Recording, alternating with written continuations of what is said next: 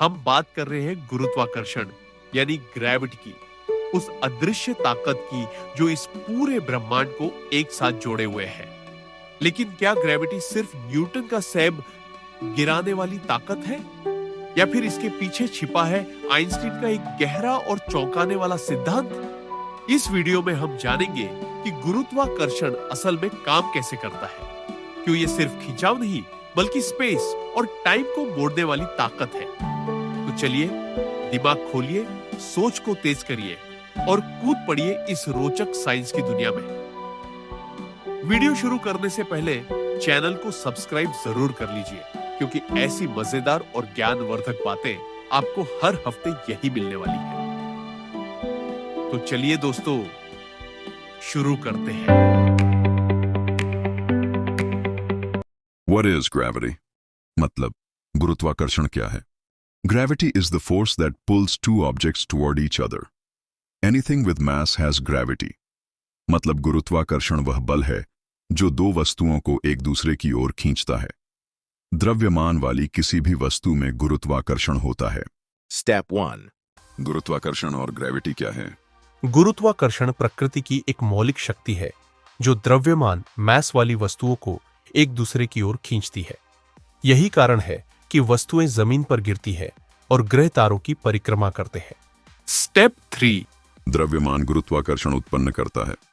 जिस किसी वस्तु में द्रव्यमान और मास होता है, वह अपने चारों ओर एक गुरुत्वाकर्षण क्षेत्र और ग्रेविटेशनल फील्ड बनाती है।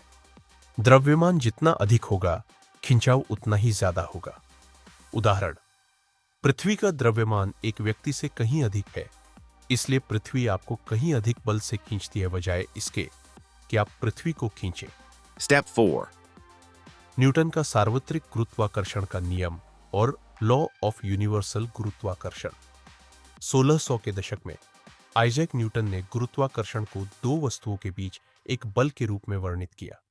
फॉर्मूला: गुरुत्वाकर्षण बल इजेक्ट जी टाइम्स द्रव्यमान टाइम्स द्रव्यमान से दूरी टू, यह जी एक नियतांक कांस्टेंट है।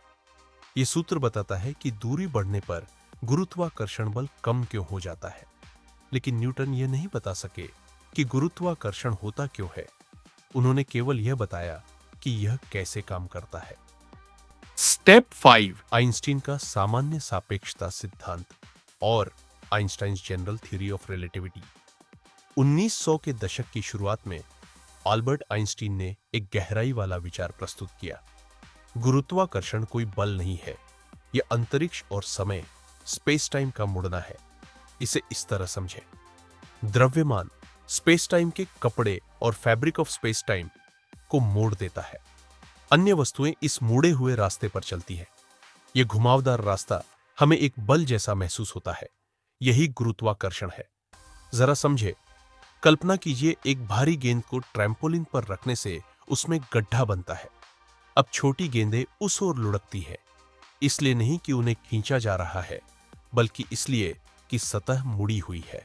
स्टेप 6. गुरुत्वाकर्षण समय को भी प्रभावित करता है। आइंस्टीन के सिद्धांत के अनुसार जहां गुरुत्वाकर्षण अधिक होता है, वहां समय धीरे चलता है। इसे समय विलंबन, टाइम डायलेशन कहा जाता है। पृथ्वी पर घड़ियां उपग्रहों की तुलना में थोड़ी धीमी चलती है। जीपीएस प्रणालियां सही परिणाम देने के लिए इस फर्क को समायोजित करती है। स्टेप 7. गुरुत्वाकर्षण और प्रकाश, ग्रेविटी एंड लाइट। यहां तक कि प्रकाश भी गुरुत्वाकर्षण से प्रभावित होता है। प्रकाश स्पेस टाइम की वक्र रेखाओं का अनुसरण फॉलो करता है। जब प्रकाश किसी बहुत भारी वस्तु जैसे ब्लैक होल के पास से गुजरता है, तो वह मुड़ जाता है। इसे गुरुत्वीय लेंसन, ग्रेविटेशनल लेंसिंग कहते हैं। स्टेप 8. क्वांटम गुरुत्वाकर्षण। अब भी रहस्य। सामान्य सापेक्षता, रिलेटिविटी सिद्धांत बड़े पिंडों जैसे ग्रहों और आकाशगंगाओं के लिए सही काम करता है, लेकिन यह क्वांटम भौतिकी जो अणुओं और कणों की दुनिया को समझाती है, से मेल नहीं खाता। वैज्ञानिक अभी भी यह पता लगाने की कोशिश कर रहे हैं कि गुरुत्वाकर्षण क्वांटम स्तर पर कैसे काम करता है। इसके लिए एक क्वांटम गुरुत्वाकर्षण सिद्धांत की जरूरत होगी, लेकिन वह अभी तक पूरी तरह विकसित नहीं हुआ है। सारांश गुरुत्वाकर्षण द्रव्यमान वाली वस्तुओं को एक दूसरे की ओर खींचता है। न्यूटन ने इसका सूत्र बताया। आइंस्टीन ने बताया कि यह वास्तव में स्पेस टाइम का झुकाव है। गुरुत्वाकर्षण समय और प्रकाश को भी प्रभावित करता है। गुरुत्वाकर्षण की क्वांटम प्रकृति अब भी एक रहस्य बनी हुई है। Subscribe to my channel.